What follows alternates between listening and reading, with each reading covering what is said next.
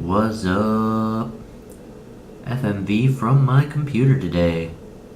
I have not yet posted the FMVs from Friday and Saturday. Friday I probably can immediately after I do this. Saturdays, I didn't do a proper talking head FMV.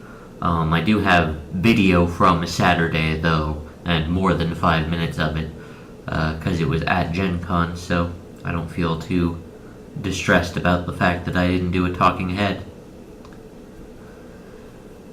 Oh, the emotions happened. And, I feel good about some of them. Eventually. It turned out well. I didn't communicate some things as well as I could have, and it's all in my emails, which I'm not going to make available publicly because... not yet. Maybe do it Mark Twain style, where once I've been dead for 100 years, that'll be good. Not because of myself, of course, but because I don't have the right to go throwing out emotional information about other people on the interbuts.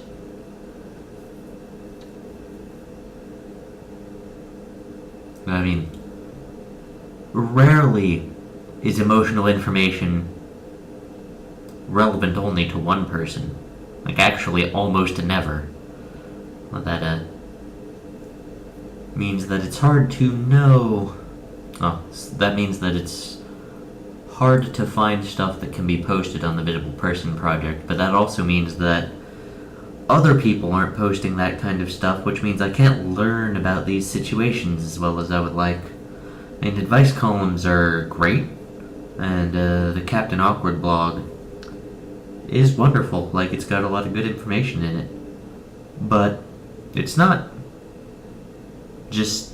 I guess some of it is stories, but I just want real, highly contextual stories. The stories that get posted on the Captain Awkward blog are relatively low context, and that is a big problem, because making decisions in emotional situations depends a lot on large volumes of context.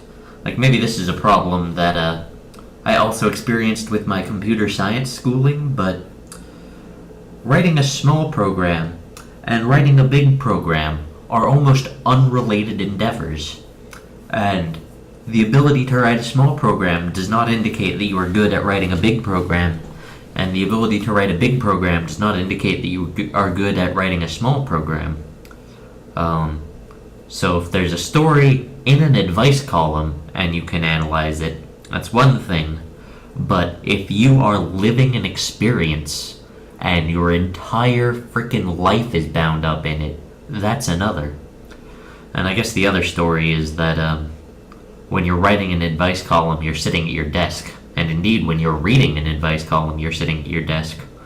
Or in your car in a parking lot or whatever, reading it on your phone. But when you are making decisions at, say, Gen Con, you might be low on battery for your phone, and you might have bad signal, and you might need to pee, and there might not be any restrooms nearby. You might be thirsty, and there's no water nearby. And it's things in the moment are so in the moment. They're just really, really affected by instantaneous circumstances. That is a different thing, recording with OBS on the computer. OBS is very nice software compared to what things were like before OBS was available. And OBS has not been available for very long. And theoretically, once a piece of software like OBS is developed and released, it shouldn't go bad. It should be here forever. That's not really the case in practice. But I feel like if this march of progress exists, if before OBS had all these limitations, and now after OBS all these limitations have gone away, what's it gonna be like in 10 years? Like, how many limitations are just imposing on our lives constantly that just aren't going to exist anymore soon?